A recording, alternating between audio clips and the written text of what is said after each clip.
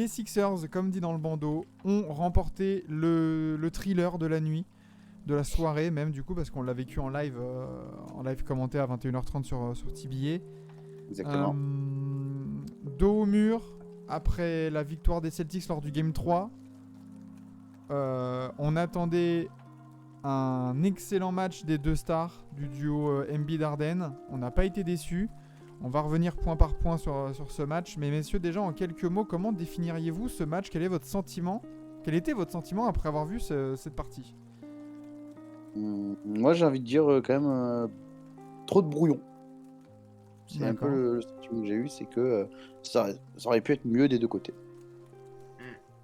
Ok. Ouais, il y a de la marge de progression et particulièrement sur la fin de match. D'accord. Ok. Parce que du coup, c'est vrai que ça va être intéressant de voir, d'entendre ce que tu as à dire là-dessus, Enzo le deuxième, comme c'est marqué dans ton bandeau. C'est vrai que nous, on l'a vécu, Quentin et Enzo, on l'a vécu en live tous ensemble, donc c'est vrai qu'on a pu déjà débriefer un peu dessus à chaud après la fin de match un peu épique, mais c'est vrai que du coup, comme tu dis, toi, de la marge de progression, de la marge de manœuvre, nous, je pense qu'on l'a appelé comme ça en live. Pourquoi tu dis ça ? Essaye de nous expliquer un peu en quoi consiste cette marge. Bah déjà, t'as le début de match. Attends, c'est qui ? Enzo moi, le deuxième, qu'on n'a pas Ah, entendu. pardon, désolé. Non, mais déjà, bon, bah, côté Celtics, un Tatum qui a été aussi bon en deuxième mi-temps qu'il a été mauvais dans la première. Enfin, en tout cas offensivement. Défensivement, je l'ai trouvé bon tout le match. Mais offensivement, en première mi-temps, bah, de toute façon, il a fallu attendre 30 secondes avant la mi-temps pour que Monsieur Jason Tatum se décide à rentrer un shoot, ce qui est quand même fou. Et au final, il finit en plus de 20-20, c'est ça Il finit en 24-18, si mes souvenirs sont bons. Ah non, je croyais 20, ouais, tu vois. Mais on le disait aussi en cours de match qu'on s'en rendait compte, hein, le con, il va nous taper un 20-20-6 même, je crois qu'il y a 6 passes aussi, avec quelques ça. contres. Ouais. Et on se dit, bordel, on s'était dit... 4 contre en plus. Hein. C'est le genre de... Tu vois, c'était mon deuxième point, un peu le Tatum aux deux visages, mais on va en parler direct. C'est que là, c'est vraiment limite le match où tu regardes le box score et ça ne reflète pas du tout le match qu'on a vu. C'est ça, c'est exactement ça. Pas du tout. C'est peut-être abusé, mais sur certains points, sur certains cas spécifiques, du style Jason Tatum, si tu vois sa production et son box score, tu dis ouais, il a été un peu maladroit au shoot, mais bon, ça va, match honnête, quoi. Voilà. Alors qu'en fait, globalement, au final, si tu prends la moyenne des demi-temps, c'est ce qui s'est passé. Ouais, mais du coup, tu vois, je pense que les gens qui se sont réveillés en voyant pas le match, et nous, comme on l'a vécu, nous, on a vraiment ce delta. Ils font pas le contexte, mais si tu fais une moyenne de ces demi-temps, c'est globalement ce que tu as. Après, pour le coup, Al Horford, moi, que j'ai trouvé encore une fois impressionnant. Incroyable en deuxième mi-temps. Le Embiid stopper, entre guillemets. Embiid stopper qui avec un Embiid en 34-13, attention. Mais super efficace comme d'habitude pour vraiment gêner au maximum Joel Embiid avec toute l'expérience de Tonton Al. Ouais, gros match quand même du duo Embiid-Harden. Mais alors, quand quand Enzo parlait de brouillon dans le quatrième quart, enfin de brouillon en général, et je disais particulièrement en fin de match, la diarrhée de Joel Embiid sur les dernières minutes du match, c'est mémorable. Ouais, c'est ce que je voulais souligner en disant brouillon, c'est que je peux mieux faire parce que il me semble que les Sixers avaient 16 points d'avance, il me semble. Ils avaient une belle dizaine en tout cas, ouais. Voilà, ça a été le plus gros écart. Voilà, ils avaient 16 points d'avance. Il a fucked up complètement en deuxième mi-temps, notamment par un manque d'agressivité de Joel Embiid. Et je suis désolé, mais quand il y a MVP, c'est inadmissible. C'est inadmissible d'en gros entraîner la baisse de rythme de ton équipe en playoff alors que tu as plus 7 points d'avance. Il a fallu que PJ Tucker lui vienne un peu lui rappeler qui il est dans les oreilles pour qu'il se réveille un peu. Donc c'est pour ça que je dis brouillon. Et même Enzo, tu disais que Tatum, finalement, quand tu fais la moyenne, c'est un bon match. Je veux bien.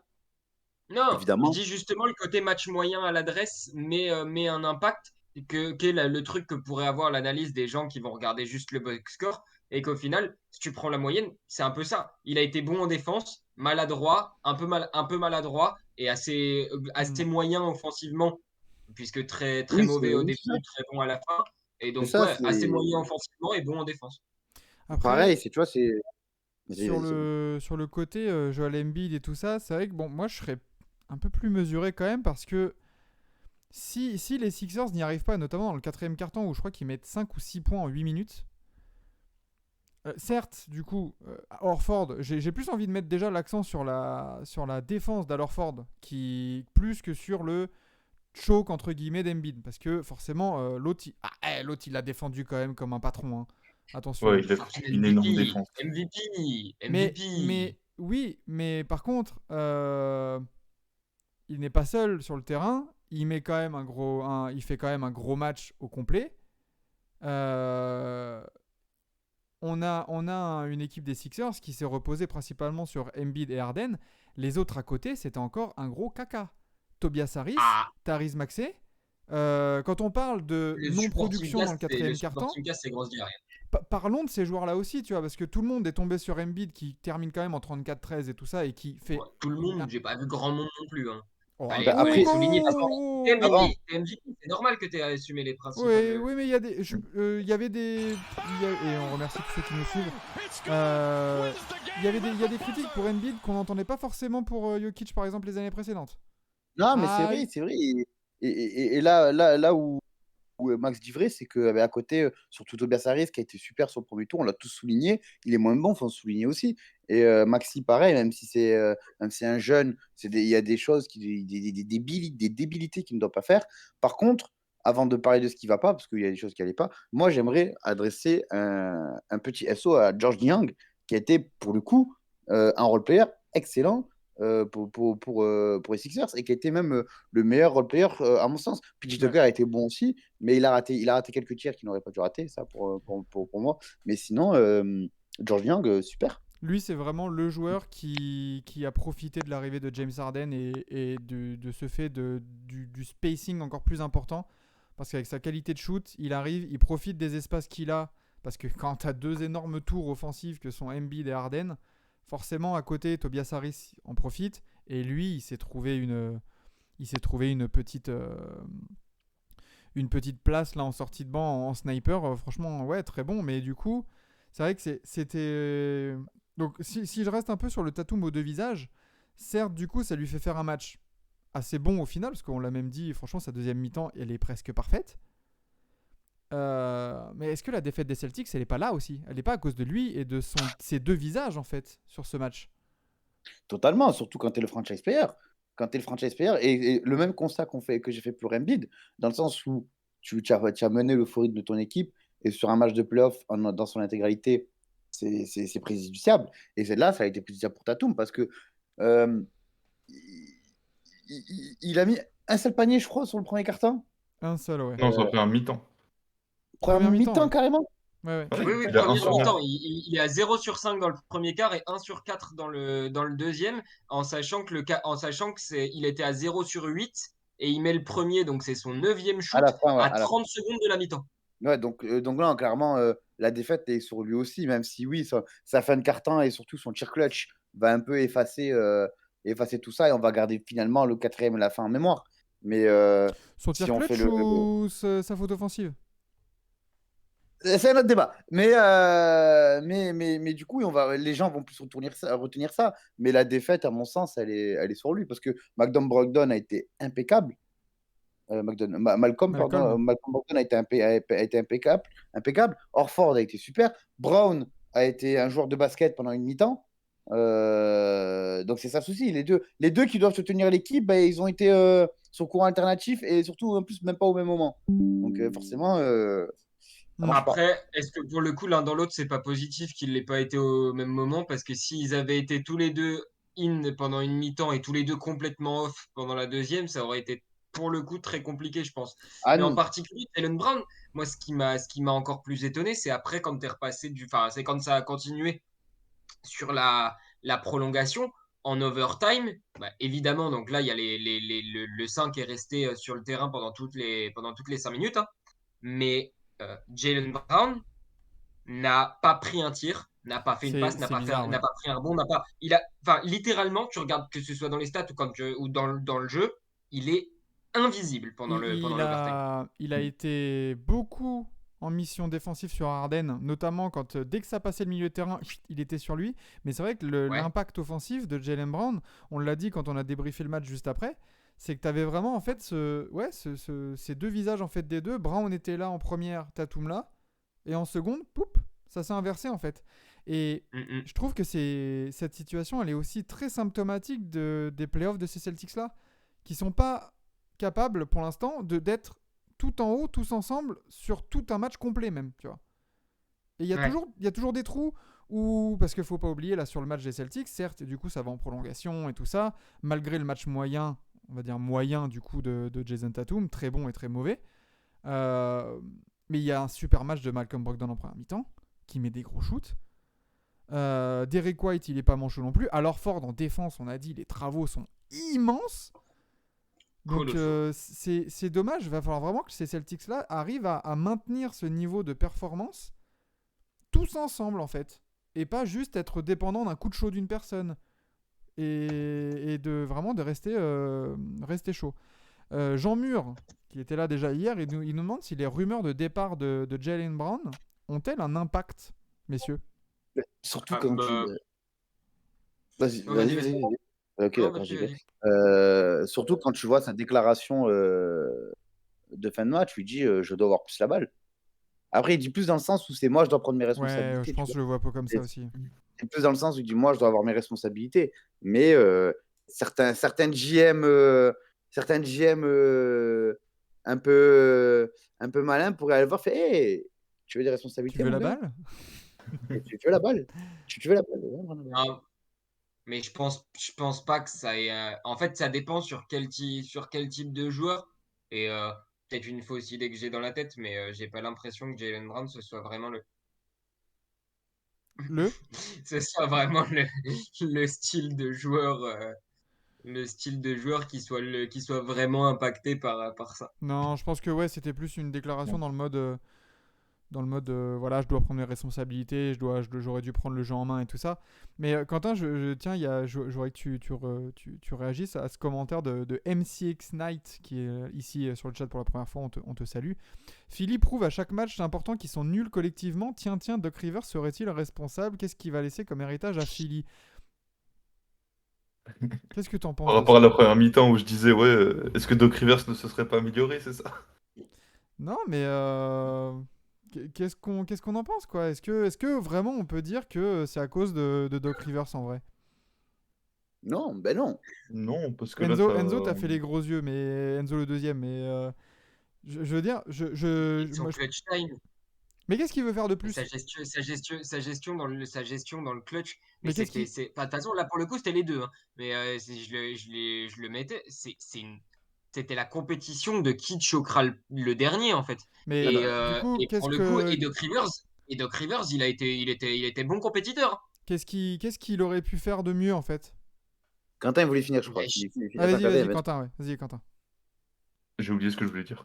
Ah ouais, ouais, on coupe Quentin. On coupe Quentin, il sait plus ce qu'il veut dire maintenant. Ça vous apprendra, Merci, bande de merci Enzo. Le petit cymbale là, le petit singe à cymbale dans la tête. Ah, Non, non, non, voyons. Non, mais bon, du coup, essaye de te le rappeler. Vas-y, Enzo, du coup, parce Non, que mais je sais pas bah, trop tu s'il prends aurait un pu run faire. à 6 minutes à 6 minutes à partir de la moitié du quatrième quart, tu commences à prendre un gros run. Déjà, il a mis 40 ans avant de comprendre que ça pourrait être bien d'essayer de stopper le run, éventuellement en prenant un temps mort, Oh, il éventuellement les en a pris les essayant de temps faire morts. des ajustements. Hein? Il les a pris les temps morts. Ah oui, oui, Mais oui. il est, Non, non. Quand Boston fait le run, il attend, je crois, un 8-0 ou Non. un 10-2 avant de Non, commencer à se chauffer, hein. y a pas 10 points, je crois, hein. Ah, si, si. Si, il y a eu À un vérifier, run, mais il y a eu un run de 8 ou 10-0 avant ça. qu'ils prennent le temps mort. Quand il laisse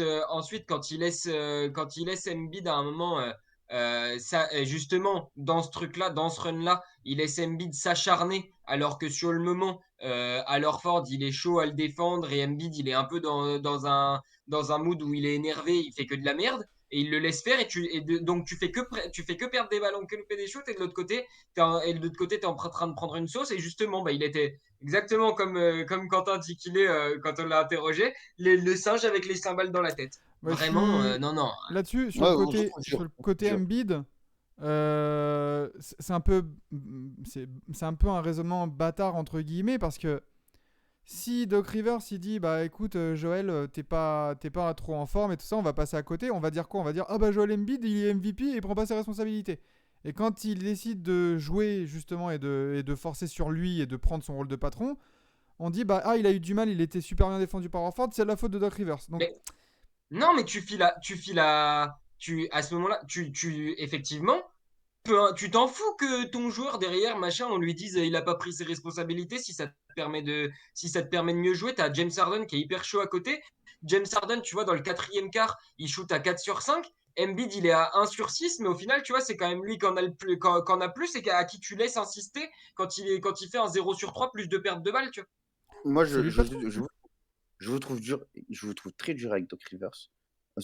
Dans le cas de ces Celtics-là, dans sa carrière, oui, ok, pas de souci. Mais dans ces Celtics-là, je vous trouve assez dur. Pourquoi? Parce que quand tu as deux stars qui sont Harden et Embiid, qui sont des rois de l'ISO déjà, qui sont des rois du demi-terrain, Harden qui est le meilleur playmaker pardon, de la ligue, euh, ben, tu dois les laisser jouer. Tu peux pas forcément faire des systèmes off-ball pour X, Y, tu dois les laisser jouer. Ils vont avoir à deux, ils vont avoir un usage rate de 60%, c'est comme ça. Tu dois les laisser jouer parce que c'est leur jeu. Et c'est ce qui a très bien fait toute la saison, et c'est ce qui a très bien marché. Surtout hier, à chaque fois que les Sixers étaient devant et dominés, c'est parce que justement, Harden et Embiid jouaient leur jeu à eux deux, avec du coup les décalages sur le côté, les contre-attaques déjouées par les autres, etc. Il n'y a pas de souci dessus. Là où on attend Doc Rivers, c'est dans sa gestion du temps, notamment des temps morts. Donc ça, oui, on peut le critiquer dessus. Sa gestion mentale de l'effectif.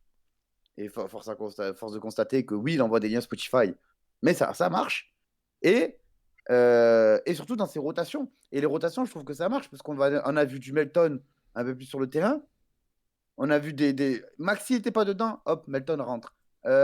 Tobias Harris n'était pas dedans, Niang, vas-y, joue. Et Niang, il mettait ses tirs. Melton mettait ses tirs. Donc, moi, je trouve que dans sa gestion de l'équipe, Rivers fait le taf, et c'est ce qu'il faut. Dans sa gestion du terrain, quant à Harden Embiid, c'est compliqué de faire autrement. c'est ça. Surtout dans le fait où, enfin, au moment où, oui, certes, Joel Embiid n'est pas bien dans le quatrième quart, mais on peut pas dire non plus que, enfin, à part James Harden, je veux dire, Tyrese Maxey et Tobias Harris, on peut même pas dire genre, vas-y, passe aussi à tes lieutenants qui sont fiables en fait. Non, pour l'instant, enfin, sur ce match-là, c'est difficile, tu vois, pour Embiid au cas où de dire, ok, je suis défendu, mais je vais pas forcément kick-out à Maxey parce qu'il a 5 sur 15, le con. Et puis, Euh, comment ça, Melton, il met ses tirs? Il est à 0 points. Non, pas Melton, Niang Non, qui mais, l'a dit. non, mais Melton, Ah. je parle sur la série, je veux dire. Ah, Ouais, Après, est-ce qu'on peut reprocher à ça me fait Doc bien parce Rivers? que du coup, ça m'a tiqué. Je fais, mais Non, Non, je parle sur la série, je parle sur la série. Après aussi, est-ce que même tu Maxi, peux... au final, Quentin, même vas-y. Maxi, hein, il a pas été bon, il a joué 44 minutes. Hein. Bah, il y a la prolongation. Ouais. Mais Est-ce que tu peux 39. reprocher à Rivers aussi le fait que bah, t'as ton effectif qui shoot à 31% dans le dernier quart? Ouais. Ouais, c'est ça. Parce que Tobias Harris, bon, il prend qu'un tir, mais il le met pas. Embiid, bah, on en a parlé. Maxi, il a 0 sur 3 dans le quatrième. Nyang et Polaroid qui rentrent, 0 sur 2 et 0 sur 1. Il n'y a que James Harden Après, c'est. Moi, qui fait un bon pourcentage, quoi. moi, c'est surtout la gestion d'Embiid au moment de ce quatrième quart et de ce run. Je te dis pas, le reste du match, ça va à peu près. Mais ce run-là, justement, donc tu pars à 96-88, tu prends un run, tu t'attends de te faire égaliser pour prendre ton temps mort, 96-96, avec Embiid qui vient de faire que de la merde. Sortie de temps mort, tu dessines un système pour Embiid, il se fait contrer et Boston passe devant. Ouais, mais tu vois, après, c'est vrai que.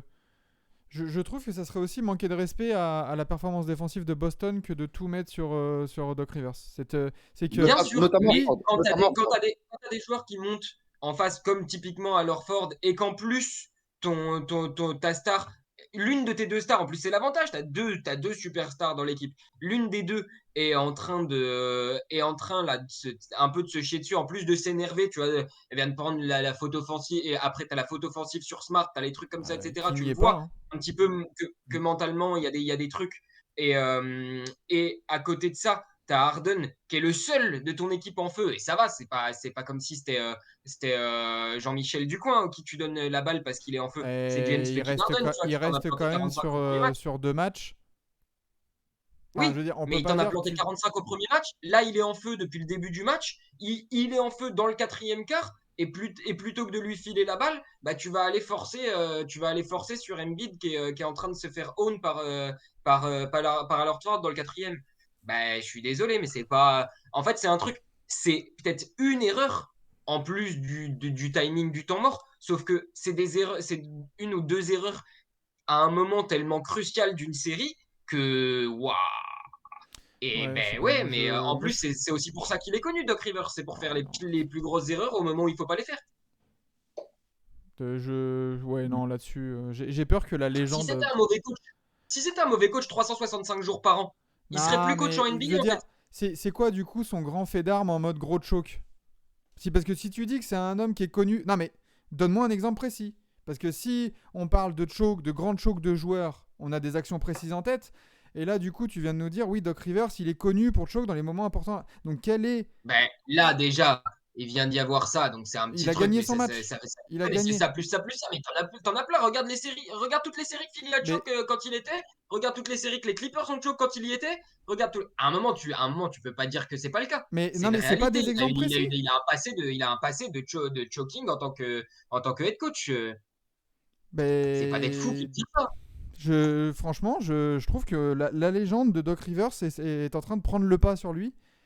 Et sur la réalité, je pense qu'on exagère beaucoup sur Doc Rivers. Ça devient un peu un bouc émissaire un peu facile, je trouve. Parce Ouais, que au final, tu vois, quand on demande des moments présents, oui, il y a les 3 leads de choke. Il y a eu des 3 leads de choke. Oui, Il y en a eu plusieurs. il me semble, ouais. Avec les Clippers, là. Attends.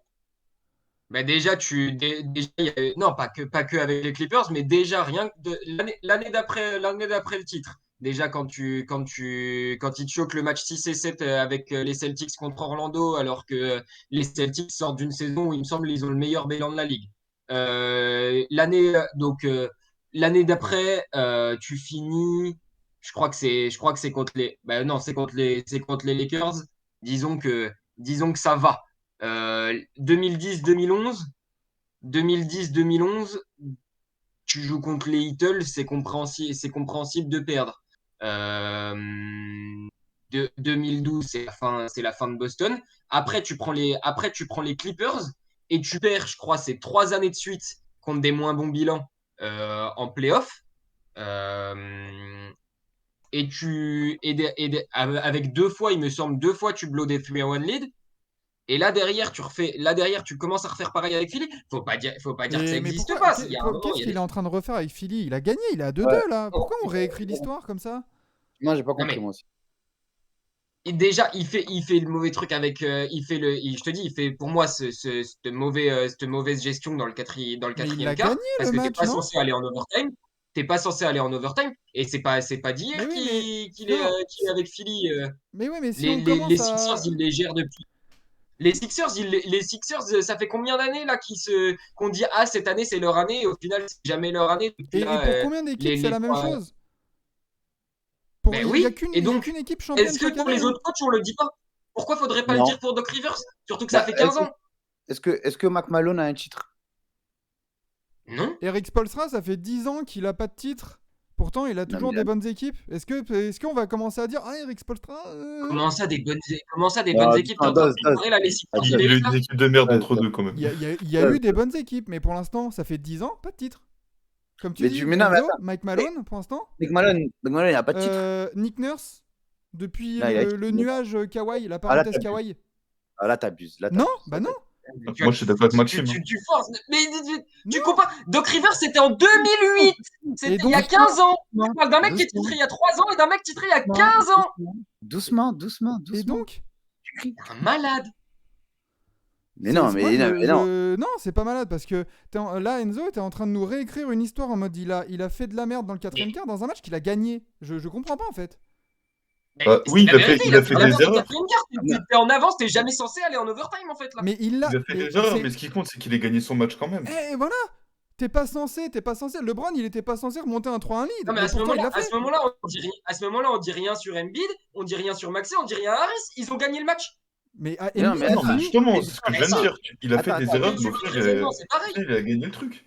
Mais non, en fait, moi, ce que je comprends, Maxime, c'est à chaque fois qu'il y a. On va parler des Sixers. On va parler des Sixers de là.